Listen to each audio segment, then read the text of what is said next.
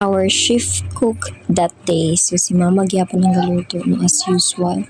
So mo din na mo pinaka-favorite guys ang salad nga 5 fingers. So paingana-ingana lang na siya guys pero giabot gyapon nag 50 ang gasto. So wala na libre karong panahon na guys. So nagasinabot ramig panabsab ang nagutan sa akong family guys kay ganahan mangyapon sila kaon ug utan. So mauto samot nagparisan ng kanon nga mais lami jud kay among kaon ana kay ulan-ulan pud na ana nga day. Kamot-kamot lang sa taana guys kay naa dira ang vitamin E, vitamin C, vitamin D, padalong Z. Mao na niya akong moto karon guys. Exercise gamay, kaon daghan. Yes po, dili lang macaroni ang pwede nato masala, dili lang pud mga prutas nga pwede nato masalad. Pwede gyapon ang 5 fingers ato masalad, mga utan.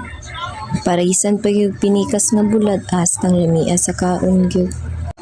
Pak